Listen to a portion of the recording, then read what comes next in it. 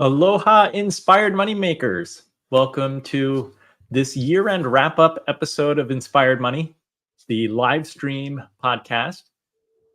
This episode is a little bit different than any other that we've done before. It's going to be unscripted. It's going to be relaxed. My apologies that it's running a little bit late, but the plan is to really reflect on the last 12 months of this show. We want to review what we've accomplished, highlight specific episodes, and talk about what's coming up in 2025. Also different, I'm enlisting the help of producer Bradley Jon Eaglefeather, who is usually behind the scenes. Our guests see him, but rarely does anyone else see him. He's usually, as I said, behind the scenes, talking to the guests when they come in before we go live, maybe a little chatting after the stream ends. But I think it'll be really cool to have him on this episode. We're going to peel back the curtain a little bit. Let's welcome Bradley in. I think together we can reveal some of our behind the scenes talk that takes place during the week that nobody hears or sees. And welcome, Bradley. You exist.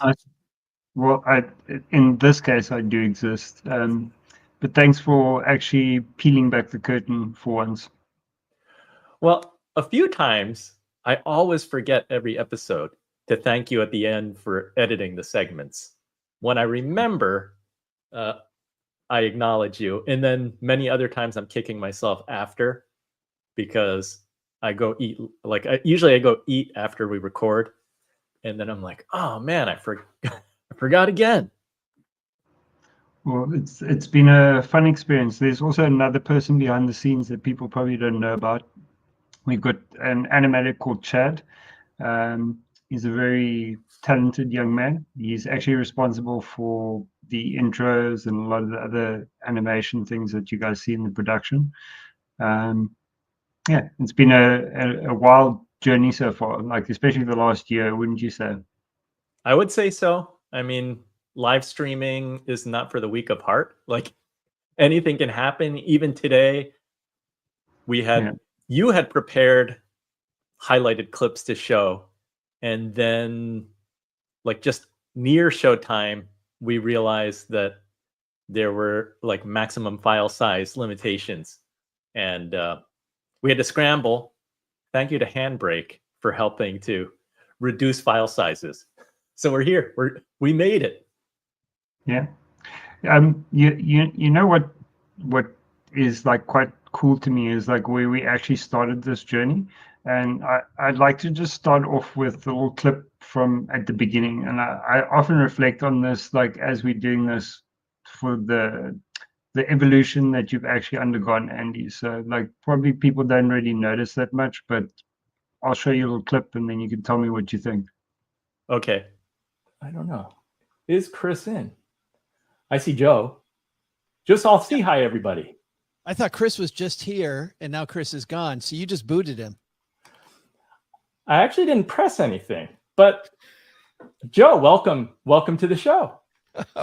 How are you, man? So 100 of these, you're starting small. You're starting. Well, we aspire to do 100. We've plotted out 100 episodes and we're going to see how it goes. That is crazy. I don't know. I do it one at a time. So better you than me, my friend. Put one foot in front of the other. Yeah. Well, okay. Let me just give you a preview. I'm going to talk about like the first 5 episodes. Is that a small enough digestible start? Let's do it. So today we're talking about financial freedom loosely, but episode 1 is going to have the same title, Financial Freedom Unleashed. We're going to talk about the secrets to achieving financial freedom and early retirement through smart investing, good savings, mindful investing. Episode 2, the art. So early beginnings there. Well, I got lights. I've got, I think, a better computer. I've got a better camera. So it's been a process for sure. And maybe just to frame it, Bradley, I think I don't remember how many episodes of one-on-one Inspired Money episodes, like 270 something. It was a lot. It was a lot. I mean, this show started 2017. And when I think back, like there's an episode with my kids, like my daughter was 10 years old, my son was 8, my youngest was like 6, like they were small. And now the then 10-year-old is driving. Like I have 2 high schoolers and a middle schooler. I look at them and I see like growth. I see the physical growth. But then when you show that clip, I see the growth of this show. But I think it's been really cool going through this change from the one-on-one episodes and then revamping the show to something completely different, which is a little bit scary to do. Also to do it as a live stream. But bringing in the panels is really cool. It's been cool because I liken it to, it's like you're inviting a group of friends to your house for dinner or drinks. And if you know a certain person's coming, then the invite totally changes dynamic, because then I'm inviting people. I'm like, would you like to come to the Inspired Money podcast? By the way, so-and-so is going to be here. And then they're like, oh, if she's going to be here, sure, I want to come. And then we've also had moments where I booked guests at the last minute, barely got a chance. Like people didn't even know who the other guests were going to be until the day of. And then as they arrived in the green room before we went live, they were like, whoa, how am I on this panel? Like this panel's crazy. Like this person inspired my career, or their book was so significant and influential to me. I can't believe that we're sitting on the same panel right now. Exactly. Like speaking of that, do you remember episode 41 with Jacob Lund Fisker? That was a good one. I think all the panelists, when they saw Jacob, they were like, oh my God, Jacob's here. I loved his book. Like, he's why I do what I do. Well, like maybe we should share that with the audience and see what they think. Let's remember and go. Jacob, I've heard you say that retirement is not an age or number. And I think that that's a mindset that probably too few people have. Can you talk a little bit about what are the most common misconceptions about the FIRE movement that you've encountered? Well, I mean, I don't know how it is these days, since I don't really pay a whole lot of attention to the FIRE movement, but like 15 years ago, and it's probably still like that in many segments of society, the idea was that retirement, you needed like $1 million. So it's just sort of like an arbitrary amount. It's been $1 million since like forever. And early retirement was something you did at like 55, 60, a few years before, you know, like traditional retirement. And I think my main contribution to what the FIRE movement has become was to do like a mathematical study, sort of like typical physicist style of looking at the like entire parameter space. So instead of looking at age or dollar amount, I looked at the savings rate, because I kind of realized that it really depends on how much money you want to spend rather than how much money you have. And so I did, instead of going with like the usual 10-30% that professional advisors recommended, I simply calculated everything from 0 to 100%. And it became quite clear that if you save more than 75 to 80% of your paycheck, regardless of how big it was, if you could find a way to live on 20% of what you earned, then you could actually gain financial independence in 5 to 10 years. And that's not a very long working sentence to so to say. So that essentially turned FIRE or early retirement into something that was for the few to something that was like truly optional for everybody if they wanted it. And the big issue there was, of course, that nobody was really aware of it.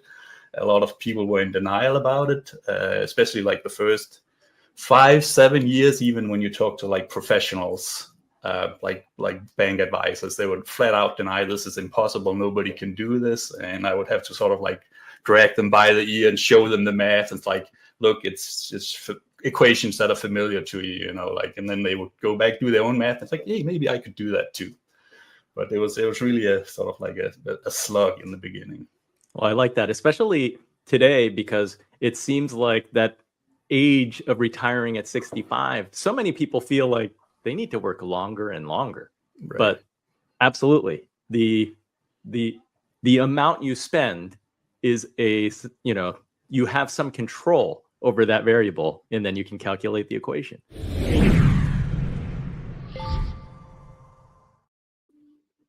I love that one. I love this one because I've been spending a lot of time on LinkedIn recently and posting about things like wealth in the United States. Like, there are more millionaires in the last quarter because the market has gone up. So people who have 401k plans and they have investment accounts, their wealth did grow. But there's this huge wealth gap. There's wealth inequality. So for as many people that did grow their investment accounts, there are tons more who don't feel the benefit of growing their assets because they don't own stocks, they don't own real estate. Their costs have risen, right? Things like food, maybe their rent, like their expenses have gone up, and too often their wages have not. So there are many more people feeling the struggle. But what I like about Jacob Lund Fisker is that as like a scientist, he looked at the numbers and said, wait a minute, if I reduce my spending to something really, really low, I mean, his book is called Early Retirement Extreme. So it's extreme. Like, he's living on very little every month. He's still living, right? He's still happy. He's doing things that he enjoys doing. He does a lot of DIY, like working on his car, Crazy. working on his house. He's doing things like, he's not hiring people. He's proud of the fact that he can read books, go on YouTube, and learn how to do things himself. But he gets his monthly spending so low that if you do that, if you can figure out a way to live within your means, it doesn't require a huge salary, but you can actually grow your wealth. Because I think that was his case. He didn't have a huge salary, but his spending was so low that he's like, wait a minute, if I look at my savings and I actually invest some of that savings, I'm going to have more than what I need. You know, the interesting thing about him was also the fact that he was like so heavily into sustainability, and that's actually what got him into this. So that was interesting too, because sustainability and the investing, that has been one of the many themes that we've covered. So to hear him talk about trying to have less of a footprint like on this earth, that was part of his motivation too, not just reducing his cost to something super low. Exactly. Well, do you feel like indulging for one more clip, like from that episode? Okay, sure. Jordan, you mentioned approaching financial independence as a philosopher. Can you talk about practices that you recommend for maintaining mental and emotional health? Yeah, I mean, I think a big part of it is a lot of people got to financial independence because they were working and their work at one point felt purposeful and stops feeling purposeful. And so the answer becomes, let's make enough money so we don't have to work anymore. But that creates a vacuum. And this very much happened to me when I stopped being a physician. I had a panic attack because it was the only identity and purpose I had ever known. So really the idea is that we should start thinking about what we feel our true life's work really is. And that really seems daunting because people think there's this one thing we're supposed to do. But the truth of the matter is, I think there are many things we can do that feel purposeful. Some of them may feel big and important and like they're going to change the world, but a lot of them don't. And they're smaller and they're joyful tasks They're things we want to do. So I think from a philosophical standpoint, if we're going to talk about especially leaving the workplace, if we're going to talk about enjoying these boons of financial independence, then we really have to start thinking philosophically about who we want to be and what we'd like to accomplish in this life. And then we can start putting our energy, start doing work towards those things. So again, you never really stop working. You might retire, but you don't stop working, because life is about work. It's about being intentional and filling your days with activities that light you up.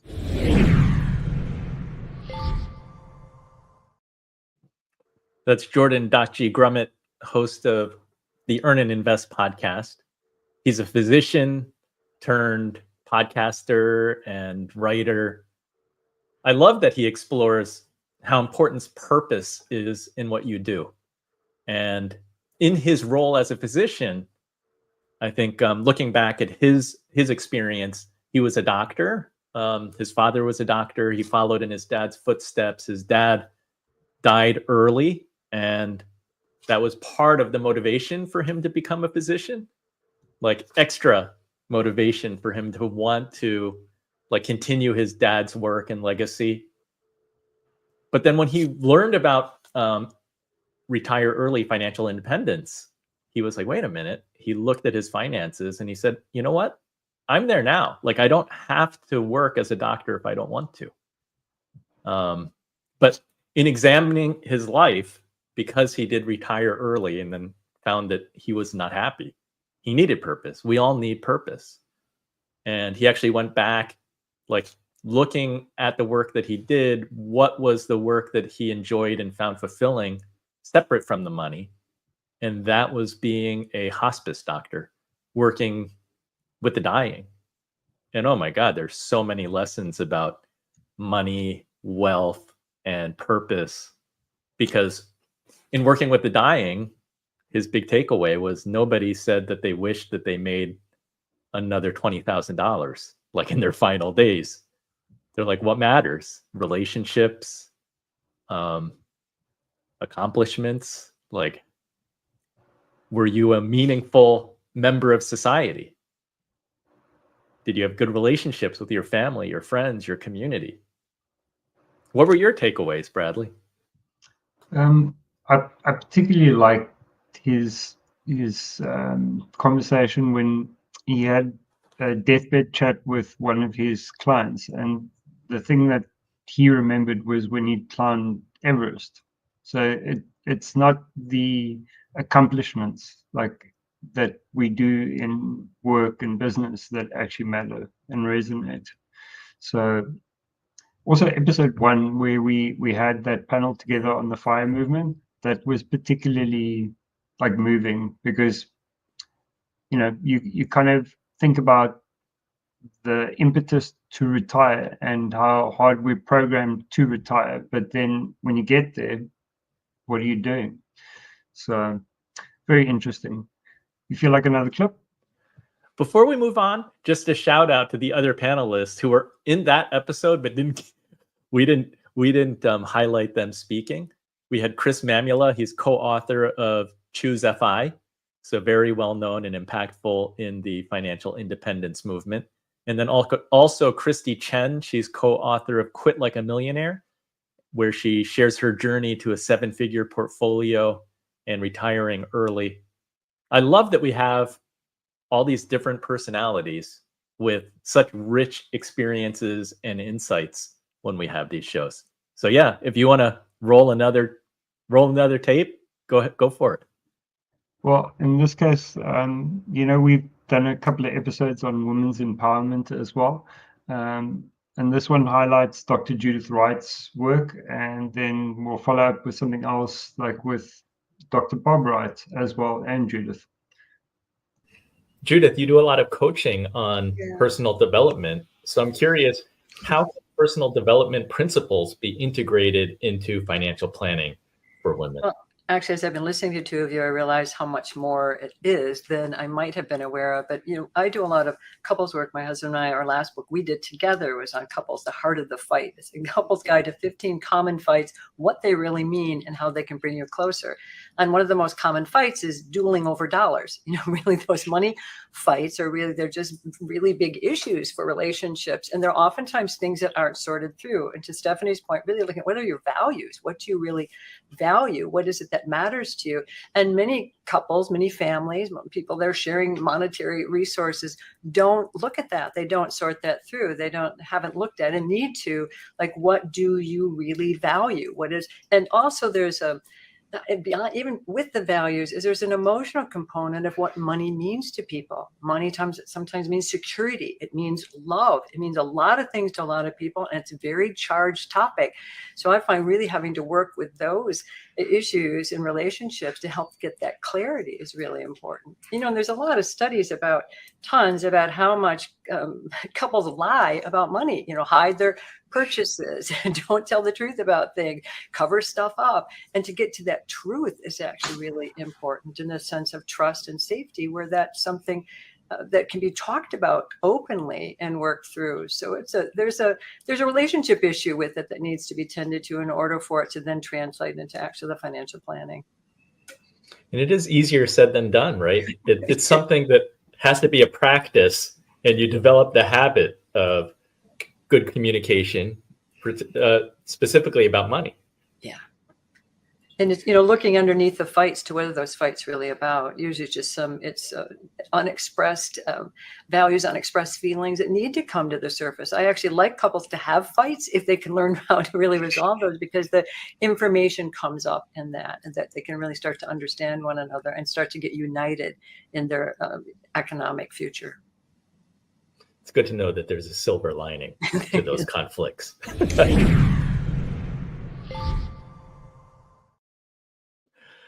Kudos to Stephanie O'Connell Rodriguez, who you see there.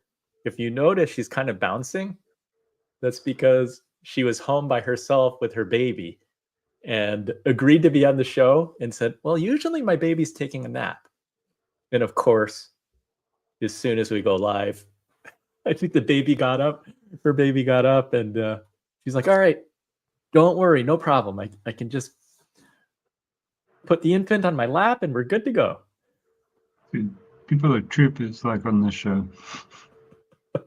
Yeah, we've had some people who the show must go on. Nothing's going to stop them. Yeah, we've had a couple of like crazy things like happening in between. So far we've had from a ship with Dr. John DiMartini. We've had from a RV with we've had so many panelists now. It was episode 6. I've forgotten her name now. Who was in the RV? I can't remember. She's the engineer. Well, it'll come back to us. We've had a couple guests who had to get into a car during the show. That from a car. We've done a couple of like weird live streams, but it works pretty well. It's also worth mentioning that sometimes you've been producing even though people don't see you, but you're sitting in the dark. Yeah, that's a South African thing. So for about 10 years, this country was doing load shedding. So essentially, scheduled blackouts, good times. So it's very difficult to do things, but sometimes we were in the dark, literally. So it's been good. So I did really like that, Women in Finance episode. We've had a couple. That was with Dr. Judith Wright, our good friend Mariko Gordon, who's been on multiple episodes, and then Stephanie O'Connell Rodriguez. There was another episode, The Rise of Women in Finance, Empowering Financial Independence. That featured Patrice Washington, Bola Sukunbi, and Claire Wasserman from Ladies Get Paid, as well as a venture capitalist, Lisa Carmen Wang. Actually, she says Wang, I say Wang. Lisa Carmen Wang. Yeah, that was an epic episode. And like very strong feminine energy with a lot of like workshops and ingenuity and like really community. That's the thing that I actually got out of that is like, you know, if you can build a strong community for the women, then they can actually have more independence. Well, what I love about the panels, and it's something that we consciously try to do, we're not always able to execute because we're not sure who's going to accept the invite. But I really appreciate the diversity of panelists, you know, in background, in experiences, but also having male, female, different, like different geographies. We've had guests who are all over the world. We're an international podcast, like after all. Yeah. We've had guests who are in the Middle East, in Europe, in the US, East Coast, West Coast. Yeah, it's all good. Yeah. How about a Bob and Judith clip? Like to. All right, you want to set it up for us? Yeah. Dr. Judith, how do marketers tap into our emotions and subconscious to get us to buy? And how can we guard against making unnecessary purchases? Yeah, it's good. You know, we're not rational in our decision making about spending. And the studies show that 95% of our decisions are driven by these subconscious urges. And behavioral economics studies this, and marketers know what that research is, and they know exactly how to get us. You know, things like buy one, get one free. Well, free gives you just that word gives you this dopamine hit, and it gets you all excited. And if buy one, get one free, like, oh, then, you know, whatever. Then I get used to something. If I get to free trial of something, and then I don't want to let it go. They know how this works. FOMO, the scarcity, you know, fall season, Starbucks, pumpkin spice latte, it's only available for a limited time. You better get it now. Well, all these things tug on us. And they know what that does. We want this sense of belonging. We want to be part of something. We have the scarcity of FOMO, the fear of missing out, time limits. And all of those are just really geared to grab us so that we don't consciously know that that's why we're doing what we're doing. We're emotionally driven, but then we make up rational reasons for doing it. But that isn't what that is. So signage, music, scents, FOMO, pumpkin spice lattes, all those things, you're going to lose it if you don't get it now. Is preys upon our loss aversion, that we don't want to lose out of something. We're afraid of the pain of that. So we have this compulsive, impulsive buying. So we need to be aware, though, that these are the forces that are happening, be able to catch those, notice, oh, this is playing on this, and to be able to be more in touch with ourselves. Like, what am I really feeling? What am I sensing? What matters to me? What are my real needs? What are my values? And allow that to guide our purchases rather than that knee-jerk reaction to those things that behavioral economics and marketers know so well. It is sensory overload. Totally. Bob, can you explain the concept of me and not me in spending and how that relates to societal pressures? Yeah, well, Alfred. Oh, absolutely. Alfred Adler coined a term called lifestyle. And we all have a lifestyle that says, this is me, this is not me. And we also have an aspirational me. And the marketers know how to tap our aspirational me and to get us to spend just a little more than we should have, or maybe a lot more than we should have, or something we really didn't need that fits our aspirational picture.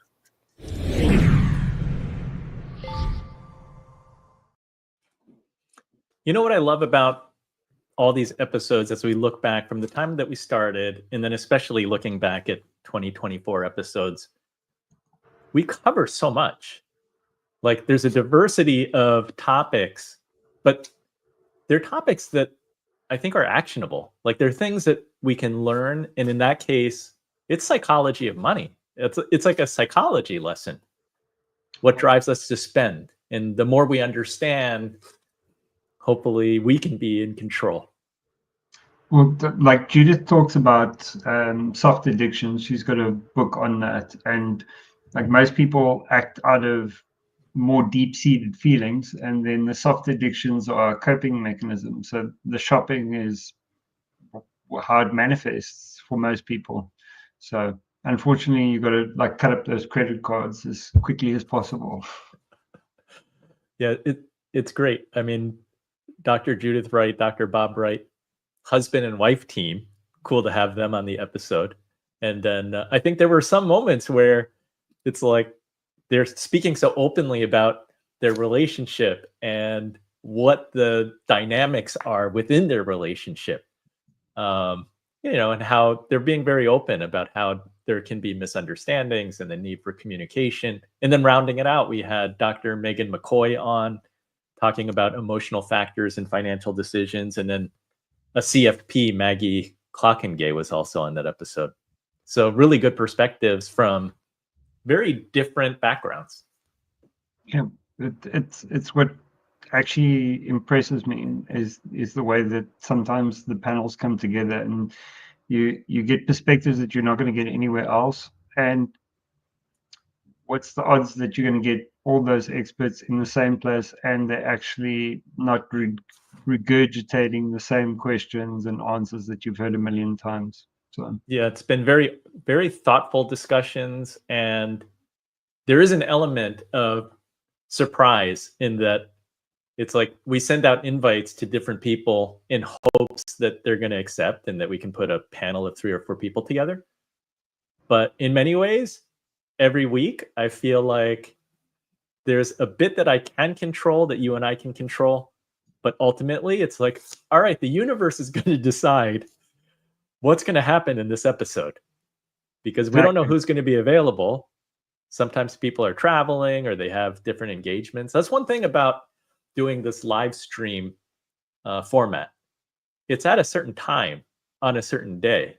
Whereas before, we could schedule, depending on the guest's availability. It's like, all right, what's convenient for you? But in the case of putting a panel together, we're setting a day, a time, and we need to find people who, 1, are interested in this conversation, and 2, they're available. Exactly. But it kind of works out every time, So it's been like a wild ride so far. Well, one of my resolutions for the new year is to try to book some of our guests with more advanced notice. I haven't been too good about that, for better or worse. But I'm going to make an effort to see if I can do better on that front. We'll see how it goes. Cool. Do you remember that episode that we did on credit? Like there were a couple of nuggets in there that I don't think people really kind of got to. Maybe we should share one of those and show some of the cool things that people should know about. Matt, I want to ask you, you had credit card debt in your 20s. How did that shape your understanding of credit's role in personal finance? Oh man, it shaped everything about my growing up and my going into adulthood, and it really shaped kind of how I view things. And I mean, I think that what it did was it really kind of forced me to learn about credit and about how to kind of do things right and how to pay really close attention to your money. It's like what they used to talk about with my grandparents and the Depression, how it changed them so much. It's what we're seeing with millennials having been scarred by the Great Recession and things like that. When you have those really difficult times, it forces you to really learn more about what mistakes you made, what things you can do better. And that's been really part of my mission in my personal finance work over the last decade plus, is to help people make smarter decisions than I did. Because the truth is, like Lynette really quantified well, there's very little in life that is more expensive than having crummy credit. So it's important for you really early on to get started and do what you can to make it right. At LendingTree, do you find that consumers generally understand credit scores? Honestly, no. There's certainly more interest in it, and there's never been more information available on credit. But I really think that people generally tend to overthink credit in a lot of ways. Yes, it's complicated. Yes, there are a lot of nuances. Yes, there are a lot of little things that you can do. But generally speaking, credit comes down to three things. And it is paying your bills on time every single time, keeping your balances as low as possible, and not applying for too much credit too often. If you do those three things over and over and over for years, your credit's going to be just fine. And that stuff is obviously easier said than done, especially with as expensive as life is in 2024. But those should certainly be your goals. Yeah, I like the way that you put it into simplified terms. Yeah, we know that credit is a big problem, and that was Matt Schultz, Chief Credit Analyst at LendingTree. Our other panelists were Lynette Kalfani-Cox, the money coach, who had a lot of credit debt at one time and was able to pay it off, and now has a very high credit score. Jerry Detweiler, she's a lending credit and small business finance authority. And then Leslie Tane, an award-winning financial attorney. So once again, like some really interesting perspectives, providing insights on this topic. Like I was also particularly struck with the buy now, pay later stuff, because it seems to be very prevalent at this point, especially in the festive season. And Lynette actually like kind of highlighted like something like well ahead of the festive season. So maybe we could share that as well before we wrap that episode up. Sure. Yeah, go for it. Matt, can you comment on buy now, pay later, what some of the trends are and how that fits into this discussion? Oh, yeah. Yeah. Buy now, pay later is kind of the big gaping black hole in credit scoring. And that's because for a couple of reasons, partially because the credit bureaus aren't receiving the payment history and all the information from the buy now, pay later lenders that they get from other lenders, but also partly that the credit scoring companies just don't know how this best fits in with credit scoring, because even though they're playing kind of in the same playground as a lot of other loans, they aren't exactly credit cards. They aren't exactly personal loans. And they have different nuances that make them a little bit of a challenge for credit scoring formulas and for lenders in particular, because if you are a big lender, you want to have as much data as you can on the people you're considering lending to. So that's difficult for lenders, and that kind of brings to the point where it's important for people to understand that the primary customers for credit bureaus and for credit scoring companies are not consumers. Yep. They are lenders. Yep. So as much as those bureaus like to keep us happy, the people they really want to keep happy are the big lenders and that sort of thing. So that's partly why this is a big concern. But there's no question that buy now, pay later is a really significant thing out there now. At LendingTree, we do some monthly polling that we call the BNPL tracker, where we ask if people are considering getting a buy now, pay later loan this month. And we've been doing it probably for like 2 years now.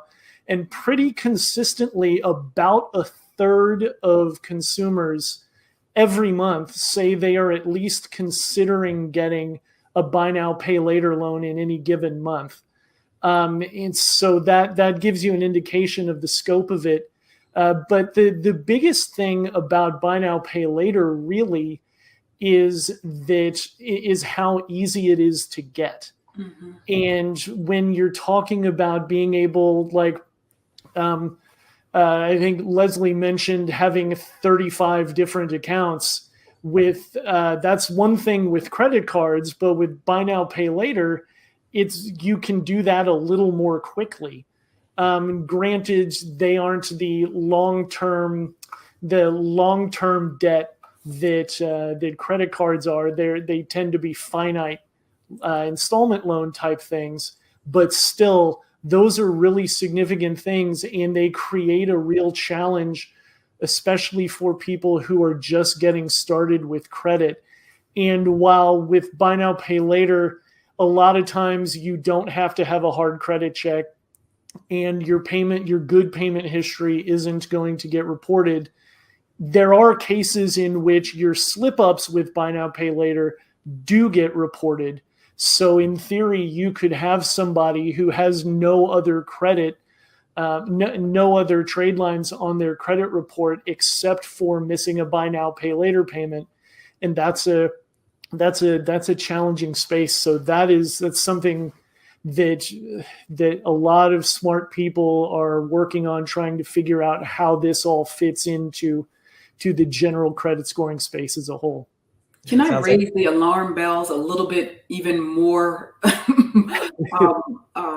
sort of loudly around buy now, pay later? And I don't want to come across as the negative Nelly here in the group. But listen, buy now, pay later is a great option for people who are financially healthy, who want, flexibility and, more time to pay, pay in 3. And the promise of buy now, pay later is a great one. No interest, not traditional credit. And if you just make those, 3 payments or so, then you don't have interest to pay on a purchase.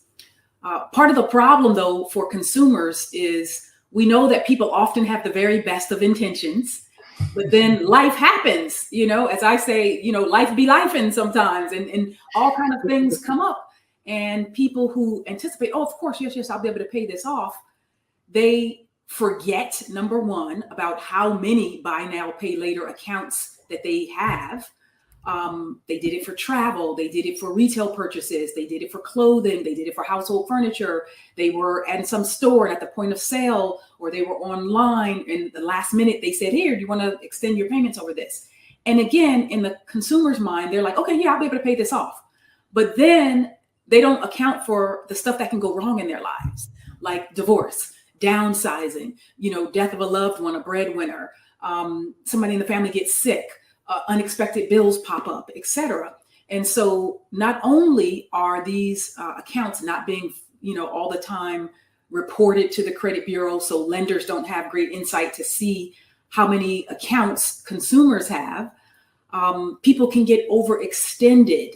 And if they can't pay, well, guess what's happening in the buy now, pay later space? They're becoming more like traditional credit cards, because those buy now, pay later lenders are doing kind of like, and I'm not calling them a payday lender, but they're doing like the payday lenders do when they allow people to roll over those obligations. They're saying, okay, yeah, you can take 6 months, you can take 12 months, you can take you can take 2 years. Well, now you've turned it into a credit card-like product where people are effectively paying interest, and so I'm cautioning people to be aware of, their own financial limits and kind of everything that's going on in their lives, and about the number of buy now, pay later accounts.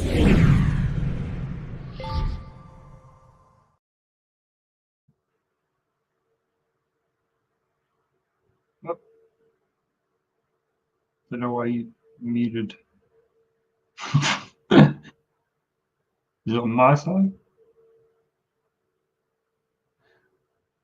I'm wondering what's going on. Okay, there you go. You were unmuted there.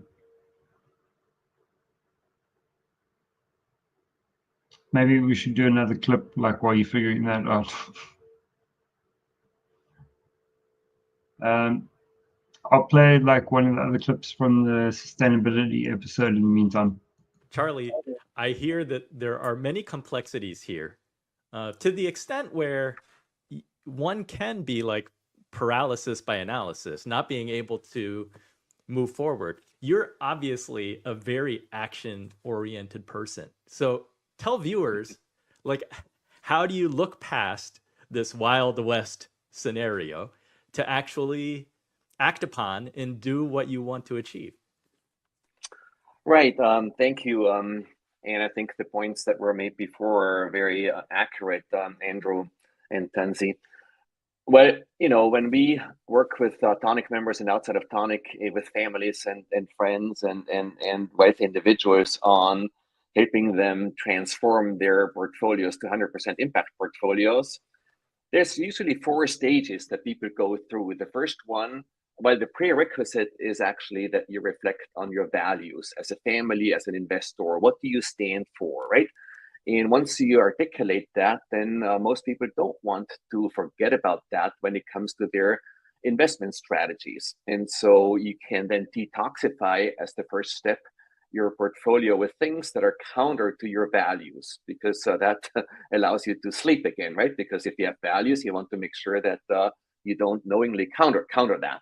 Once you have detoxified your portfolio, then you can go into ESG, maybe ESG plus on the public side of your portfolios. There's a ton of products out there, albeit a lot of greenwashing going on, and we can dive into that. So pay attention to this. And then most people then that are sincere about impact, they want to go deeper with part of their portfolio into the impact themes that they choose are important to them. And that's where it's important to collaborate with others, join some networks, or learn with others to figure out, what in your themes you can invest in with an appropriate risk. And that's then maybe the most adventurous impact investors then carve out a part of their portfolio to not apply financial metrics anymore, because the modern portfolio theory doesn't hold for deep impact, because a lot of the themes that you might work on, there's no market for it. And so what does market rate return actually means? And so most impact investors then, for that portion of their portfolio, work on an absolute return strategy and say, well, I'm interested in going very, very deep in these types of themes. And I expect on over that portion of my portfolio, an absolute return of this span, whatever it is, right? And then that leads you to investments with the appropriate risk. I mean, Andy, I have started, I think, the 100% impact movement, about 12, 13 years ago, and within the Tonic community first, with the assumption that if we can actually prove that we can have a 100% portfolio and it has competitive financial risks, competitive financial returns as expressed by the risk return analysis on asset classes, and go as deep as possible on the impact side, that maybe we have a lot of copycatters. And Lisa and I embarked on that in 2004. and 2007, we started moving in aggressively 100%. And then in 2018, we published our report looking back at 10-year financial performance. And indeed, across all asset classes, we were able to show that we had the competitive financial performance, while about half of our portfolio went 50% into what the IMP terminology calls contributions to solutions, and the rest in ESG++ and what have you. And so we wrote a report about this in order to inspire others, to document our impact management strategies, which is the bigger topic that we're talking about, articulating our theory of transformation that Andrew articulated quite nicely, that we're in this bigger transformation stage and that we need to change the systems. And our theory of change is that we will contribute to that by investing in the first social impact bond, for instance, which explicitly ties the financial return to a proven negative or positive impact, by investing in the first social stock exchanges, by investing in blended capital structures, by investing in first-time managers that are not, by investing in DEI and themes that are quite difficult to invest in. Sometimes it's getting better now, and measuring the outcomes and the outputs using SDGs, Sustainable Development Goals terminology, IMP, impact management project terminology, IRIS Plus terminology, so people can read up on this and can copy and paste.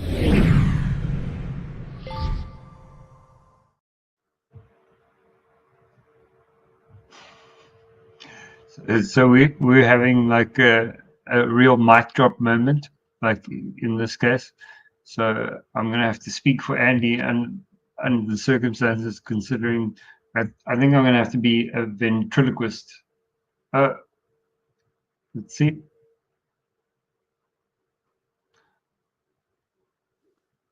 Two. How about now? Do I have audio? Yeah, you got audio. I think I'm using a different microphone now. All right. Well, it's like, Well, I love that episode because that was Charlie Kleissner, a real pioneer in impact investing. And we really, like, you hear a lot about ESG, environment, sustainability, governance, or SRI, socially responsible investing. But this, like, Charlie is taking it to another level. He wants to have 100% impact in all his investments. And he's been doing it for a long time and has data to back it up. He has performance, and even though he's willing to sacrifice some performance for the sake of impact, I think that his performance has overall been pretty solid. And the other panelists were great too. We had Tansi Whalen. She is professor at NYU and founding director at the Center for Sustainable Business. And then Andrew Behar, CEO of As You Sow. I think we have a clip of Andrew because he shares a resource that he maintains that's really helpful potentially to all of us. yeah, it makes it much easier for people to actually find the right kinds of investments. His index is actually quite amazing. Maybe like hit that clip quickly and then move on. We've got a couple more to go before this wrap up is done. Sounds good. Yeah. Andrew, I know that you have looked at a lot of mutual funds and different choices that investors can, or I guess different vehicles that investors can use. Can you talk about that? And maybe like, what are the differences between socially responsible investing, SRI, impact investing, and ESG investing? Sure. Well, thank you very much. So just to, As You Sow is a 501c3, we're a nonprofit. So we do a great deal of research at a company level. We're looking at 3,000 companies on racial justice and DEI across 61 key performance indicators and updating it quarterly.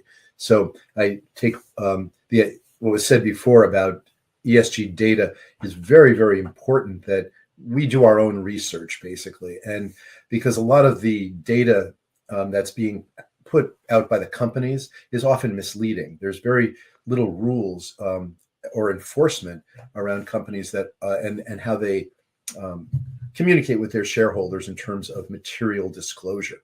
So you got to get to the core of what's really going on. And the good news is that there's some new metrics that are being developed in Europe, CSRD it's called, and CSDDD, that are being put into going to be rolled out in the next 6-10 months or so.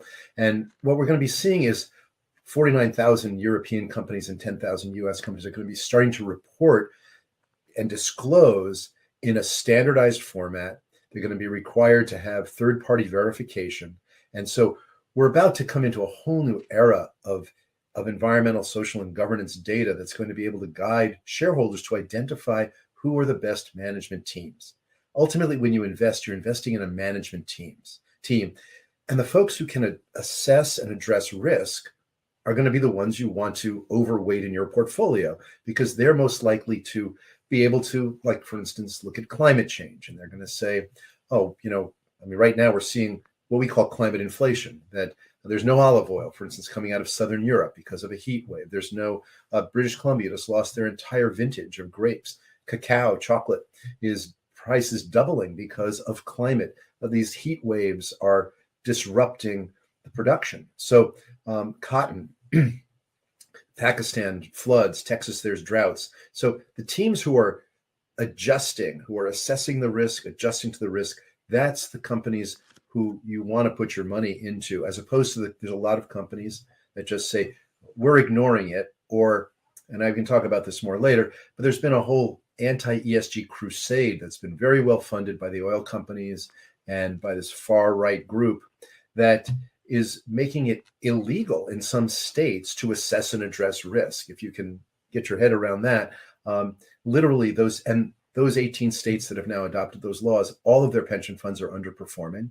The companies the banks that would be funding municipal bonds in those states are no longer allowed to do business in those states because they have a climate transition plan.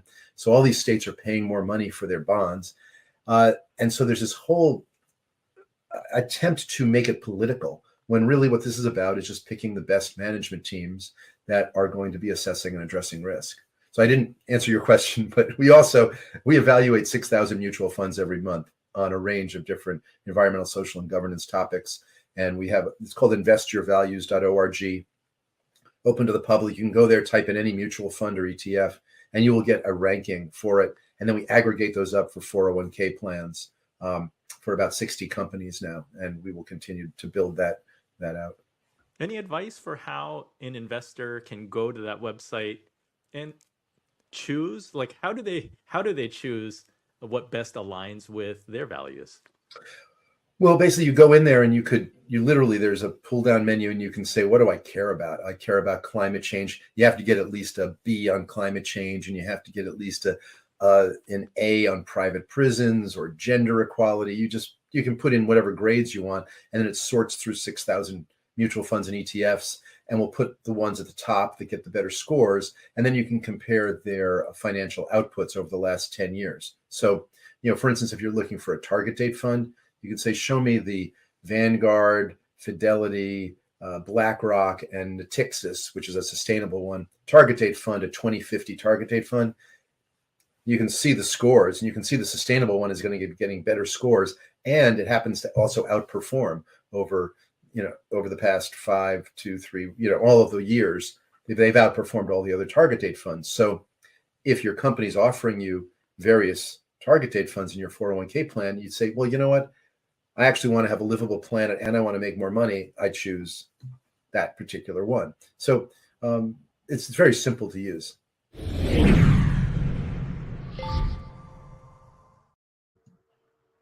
All right. Now do I have audio? There we go. The wonders of live streaming and technology. Bradley told me to reboot, and while the video was playing, the highlight video was playing, my fingers and toes were crossed that like my machine would actually come back up. Like sometimes it takes a really long time. I was afraid that I wasn't going to make it back. All right, good to be back. I don't know. I think we have a few more clips. Yeah, just a couple more. I'll set this one up. I think one of the really fun things that we've done since we started with this panel format is really ventured into, I think, new areas for discussion. I mean, it's still money related, but we're talking about collectibles and passion investments, and that can include classic cars, watches, wine. I think we have a travel episode, like a retirement travel episode coming up in the future.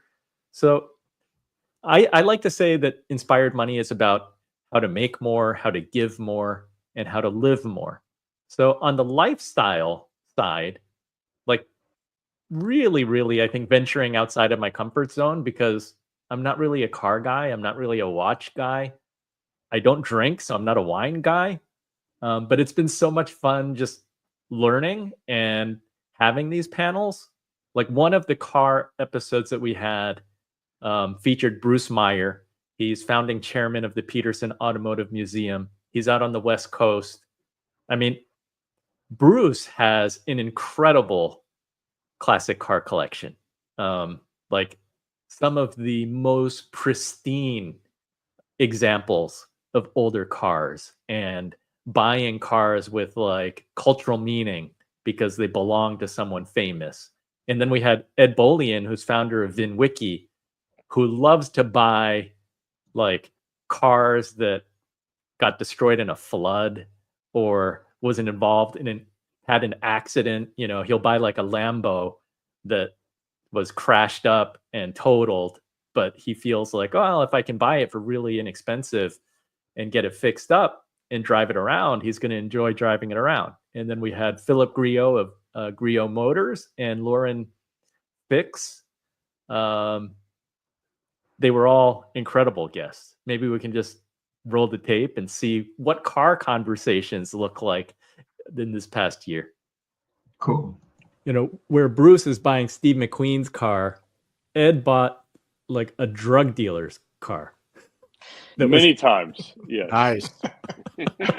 Well, and you know, to me, if you have two cars next to each other and one has an amazing story and the other one is just a good example, to me, even if it's a bad story, it's still something to talk about at Cars and Coffee, and I think it can be a whole lot of fun. I think when you look at cars that are proper rare, that's always a good start, just like Lauren said. And Lauren's Ford GT of the 2017 to 2023 generation, I mean, there's 1,350 of them, and that is rare. Historically, rare is like less than 100 or less than 250. And so when we talk about rare modern cars, it's a totally different idea than what we think about when we think about rarity a long time ago. Now, there are super significant, iconic collector cars that are not necessarily that rare, like 300 SLs and like DB5s and things like that. But they're so significant either because they are so beautiful or so iconic or used in such context that that people just love them. And so that does still exist in the Top Gear and MTV Cribs generation, growing up and loving cars. And so, I got a really good deal a few years ago on the Mercedes McLaren SLR that was made famous because Paris Hilton, Lindsay Lohan, and Britney Spears drove it around, all three of them sitting in the two seats. And Britney Spears chose to get out of it without wearing underpants. And that made a lot of news. And so it was really, really famous. And I sold it to a huge Britney Spears fan in Bulgaria for cryptocurrency. And he paid a lot of money for it. And so I think that, there are modern examples. Now, is Paris Hilton the Clark Gable of our generation? I don't believe so, thank the Lord. But I do think there is, a group of people. And I'll tell you, every single person that came into my garage for the year and a half or so that I had that car wanted to find two other friends and recreate that picture. And, in the same way that the Wolf of Wall Street Countach just brought 3 times the money that it ought to, because everybody wants to pretend that they're high on Quaaludes and try to open the door with their feet. And so, these are the modern examples of these iconic celebrity-owned or movie cars or race cars or things like that. And who knows what the next version of that will be. It's going to be hypercars, the obsession with Bugatti, Koenigsegg, and Pagani that the people that are right now 10 to 25 years old have.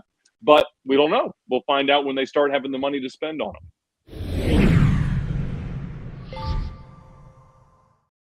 I'd forgotten how much fun we had in that episode.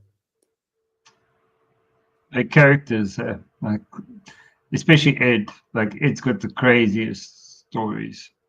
He's got crazy stories, and I think that's the amazing thing, because whether we're talking about retirement or budgeting or investing, cars, watches, or wines, it's the people in the stories that are really, really cool.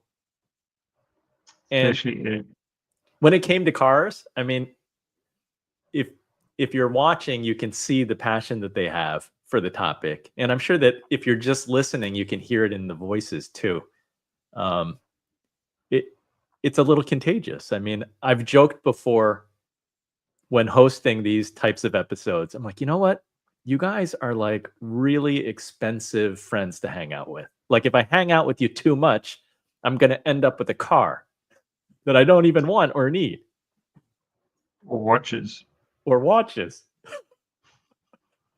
Expensive friends. But I think that's one of the takeaways too, that, we focus on money and how we can do more with our money, how we can have more impact with our money. But there's a lesson there that you can't take it with you. And it's those connections, the relationships, the friendships that you make, and the people that you spend time with. Like that's what's meaningful. So if you're hanging out with friends because they like watches, and you can have conversations and share that passion together, that's great. Or if you drive a classic car and you have a car club and you get together once a month for a cruise night, I think that there's so much value in that. And it comes down to more than dollars and cents. I mean, dollars and cents are important. We're trying to figure out how not to overspend, how not to have debt. But I think it comes down to what are your priorities and what's meaningful to you. And the connections and people are very important. You know, what was quite ironic is when we did that portfolio perspectives episode, is the commonality that exists between the watch collecting, the wine collecting, and the cars as well. So, and this is a bit of a longer clip, but it's really shows you a little bit of the madness that goes on with people that are obsessed. Brian, can you talk about like how does passion guide your decisions for purchasing wine, for investing? Yes. So buy what you love. I'm consulting for a private client right now on his collection, and I'm dividing up his collection right now into 3 categories: sell, keep aging, or drink. And the ones that I'm recommending he drink are wines that he bought because he genuinely loved them and continues to love them. And, maybe they're getting towards the end of their supposed drinking window. Maybe he won't be able to get quite as much of a return on the investment as he once would have. But guess what? He gets to actually use those bottles for what they were initially intended for. And even if he's taking somewhat of a hypothetical financial hit in not getting such a huge return on the investment, he's actually having the opportunity to enjoy those bottles that he's been staring at for years and in many cases decades. He gets to create memories with his family and friends and loved ones. And there's something to be said for that as well. And he knows the provenance is great. He knows these bottles are going to be wonderful, but there's also, what we're all talking about today is there is a sense of emotionality to everything, whether your passion lies in cars or watches or wine or, rare spirits. And being able to open up that bottle is really the same feeling as being able to strap onto your wrist that Patek that you love, to be able to get behind the wheel of that vintage Ferrari. So I always say, buy and invest in what you love, because you can always pop that cork and enjoy it, and that's deeply, deeply important. Yeah, I think he's right. It's Nick, Brian, and what I do in the vintage world. Some of the stuff I missed when I was building my watch for about 5 years is the humanness that's attached to an intangible piece of metal. That to me, metal is alive because I've seen it come alive. But what freaks me out and why I love doing what I do, and you already see the portion of the facility here, is people have lost their favorite watchmakers. When they were growing up, their dad or their grandpa had a Calatrava from the 40s or 50s or whatever it was, a Patek, whatever they had, a Vacheron, like my family, right? My dad had a lot of Vacherons from my grandfather. But there's no one left to kind of fix those old watches. So they went out and they bought a new Nautilus and they strapped it on their wrist, right? And they put those watches in the safe, especially in this area in Palm Beach. Well, now that they find someone like me, they start pulling them out of the safe. And I can restore them. I can make the gears or the pinions and bring them back to life. They can't believe I can do that. But when I do, and they come through the door, and I show them that watch that hasn't ticked, it's not the watch. All of a sudden, a flood of emotion and memories come back. They could have been like me sitting in the back of my dad's Cadillac, driving up to the country house and always seeing his, Vacheron on his wrist, on the steering wheel, and they start crying. I mean, some of them, they hug me, and it's awesome, and that is the connection we have with Nick and the Ferraris, with Brian and his wine. Could be a memory. They pop a bottle of wine. And it's reminiscent of what they were doing as a child or what they saw with their parents. It's the same thing in my world. That's why I always guide people in their collections to, yes, purchase something and have it checked out and bring it here, but it's something that will be generational. If you're just a flipper, it doesn't really excite me. I'm not in this for the money. I'm in it for those experiences and to bring those experiences to the people, like as I just explained. The love that we have, it can transcend generations. 2 generations from now, that same Patek can come out of the safe, and those memories are still attached to that one timepiece. I find that fascinating. Dan, I just experienced this viscerally with my family this past Saturday night. My dad's collection, he's been storing it. My good friend Scott Ziskin has a wonderful wine storage facility in New Jersey called My Cellars. So my dad's collection, between his wine fridges and Scott's My Cellar, everything has been kept in pristine condition.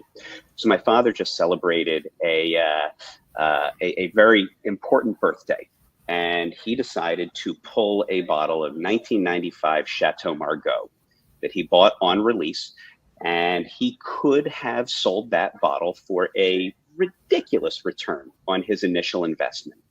But he's always said, I think this is the wine that I want to share with my family for this milestone birthday. Right on, so right on on. Saturday night, we went to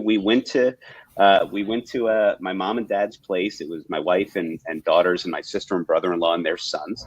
And my father popped the cork on that. And I will tell you that seeing the look on his face and experiencing that profound moment when the aroma of this bottle that we've been staring at for decades filled the air, and pairing it with an amazing meal that my mother made, I got to believe that's the greatest return on investment for something like that. So there's really, there are benefits in so many ways when it comes to investing in what you're passionate about.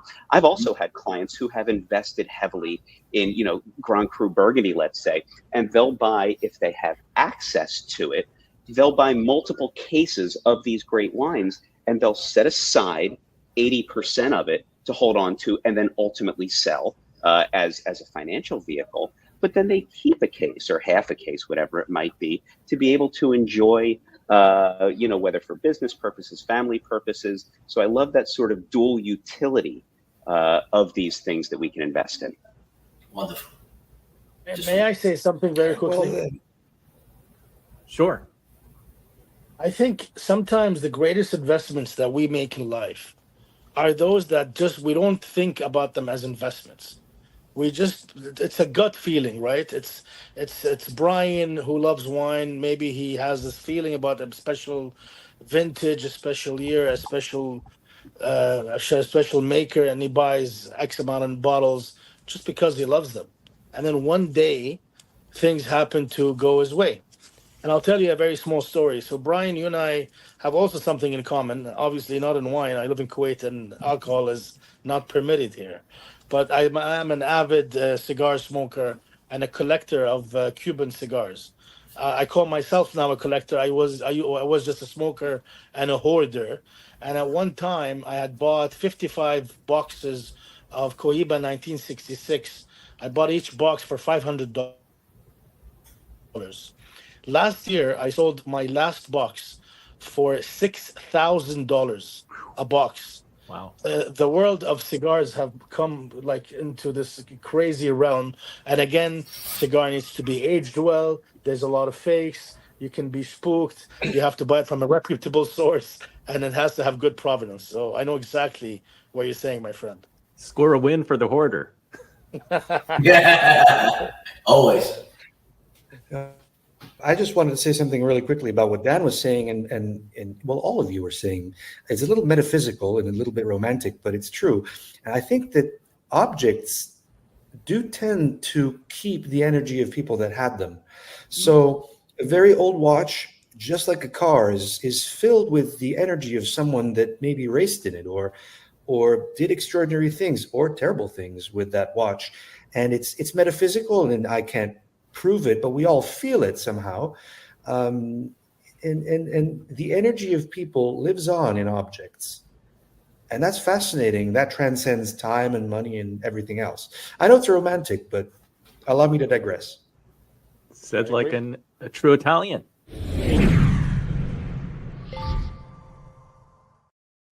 Oh man, you pulled that clip, and I was thinking that is a really long clip.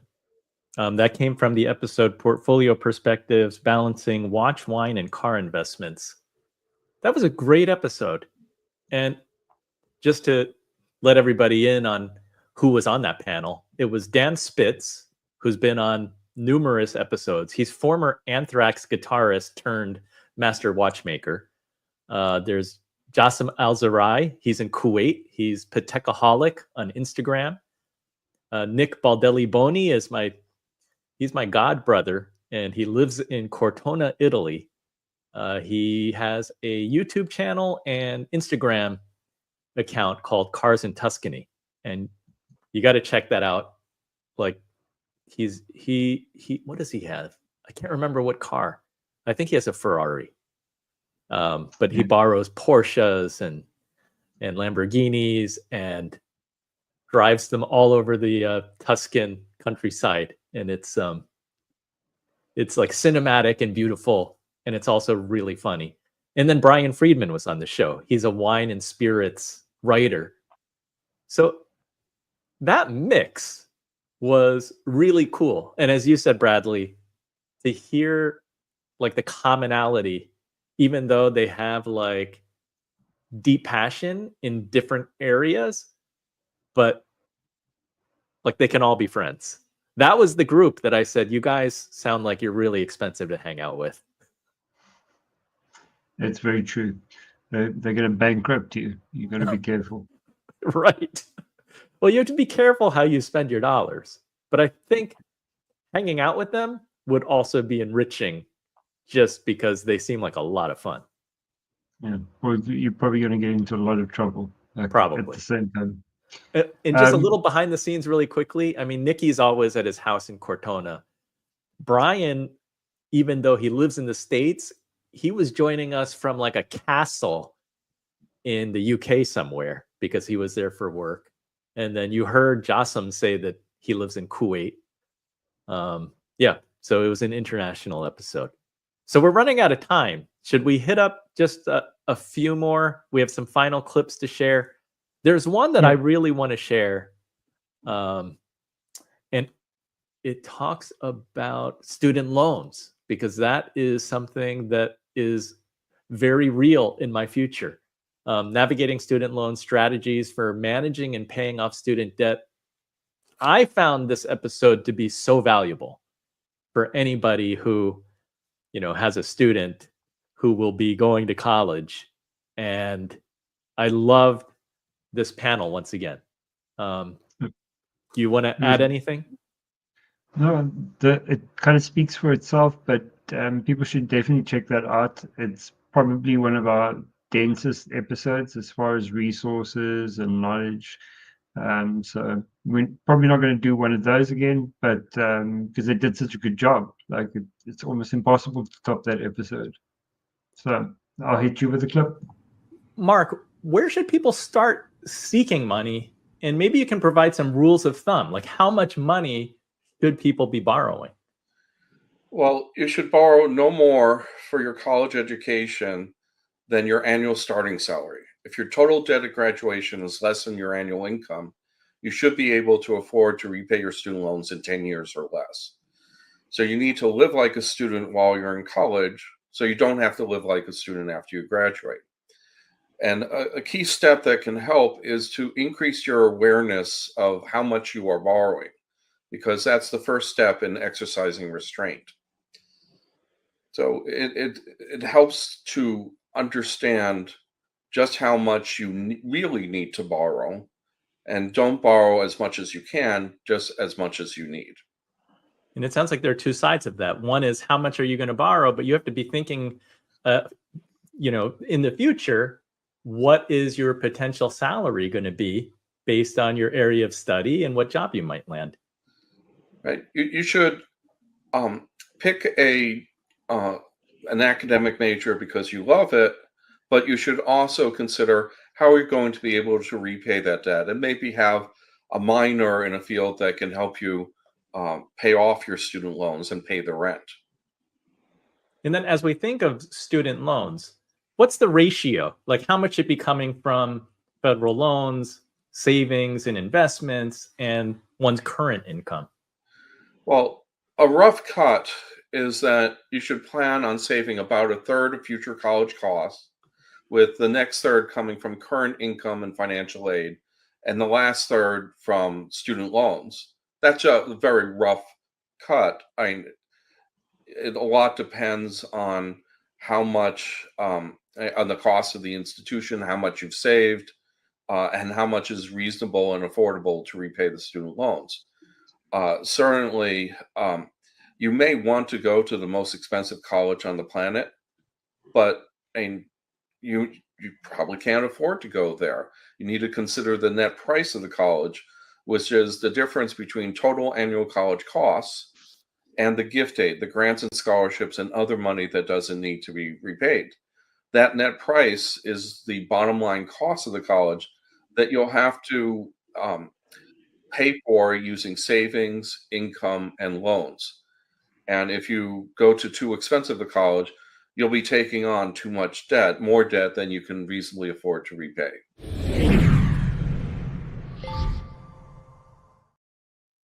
Yeah, I feel like that episode deserves more views. That was Mark Kantrowitz. He's an expert on student financial aid and author of several books, including How to Appeal for More College Financial Aid. He went to MIT, I think, pretty much on a full ride because of the scholarships that he received. And other panelists were Dr. Sonia Lewis, she's CEO of Student Loan Doctor LLC, Caitlin Zaloom, who's an NYU professor and author of the book Indebted, How Families Make College Work at Any Cost, and then Ray Kaplan, who's an attorney specializing in legal assistance on student loan debt and bankruptcy solutions. Great episode. It was very, very informative. You know, we're biased, but we really love this show.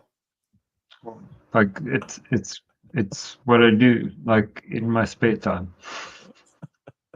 So, Bradley, I think you just have a couple more clips, and they're short ones. You want to set it up for us?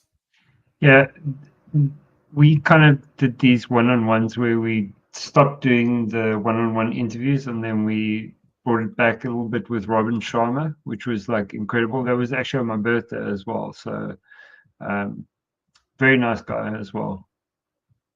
But the Wealth Money Can't Buy, like what did you think of that book? I have it right here. Yeah.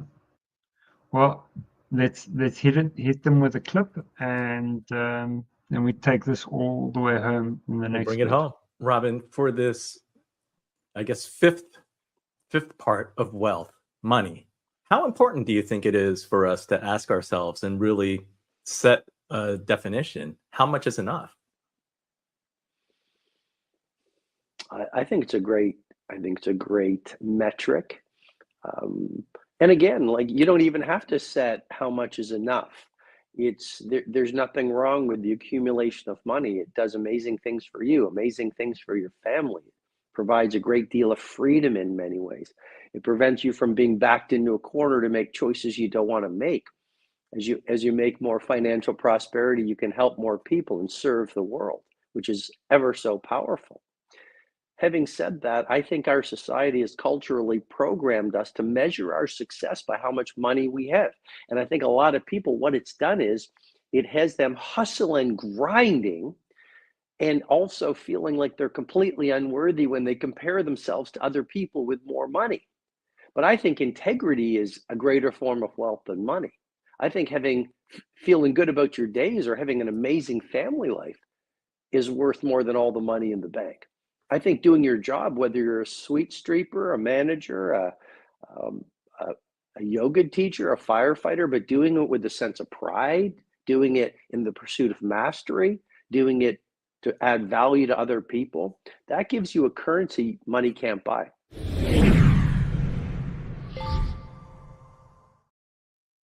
Such a good one for inspired money. It's a great quote. Yeah. You want to do another one, and then we bring this home, and you can close this up and wrap it with a bow? Because this is actually like a really long show, considering it's just the two of us. Let's do it. So I chose this last segment because it's a call to action for our audience, and it's so unusual. Is this a practice that you've actually done? Well, I haven't gone ghost for an entire year. It's more of a metaphor. What I'm suggesting to people is if they can, take 1 year and go to the place you've always dreamed of being. Maybe it's Vietnam, maybe it's Hawaii, maybe it's Bogota, maybe it's Tokyo. And leave your phone at home, metaphorically speaking. Bring the classics or the books you've always wanted to read, and use that year to leave the world and go into the wilderness and read and study and meditate and walk and savor life, so that when you come back to the world, you've recreated yourself into the person you've always wanted to be. Now, you don't have to go ghost for a year. Many people can't. We have families, we have responsibilities, we have work. Got you, Andy? Then if you can't go ghost for a year, go ghost for a month. If you can't go ghost for a month, do it for 2 weeks. If you can't do it for 2 weeks, do it for a week. If not, just do it for a day. Do it today. Leave your phone at home. Go get lost in some neighborhood. Spend some time reading the classics or get lost in an art gallery. But it's so important to remember that if we're not alone and building the relationship with ourselves, then every other relationship is affected by that disconnection with ourselves, our relationship with our family, with our money, with our work, and with the world. I've taken many times where I've gone for 2 months and I've got away from my usual responsibilities. And I think that's incredibly important, because I think the most creative, productive people live in seasons. I think there's a season to work really hard, and I think there's a season to get away from the world and refuel and to think, because you don't want to be so busy being busy that you're climbing these mountains each day, only to realize at the end of the year, career, or lifetime, you've spent your finest hours climbing the wrong mountains.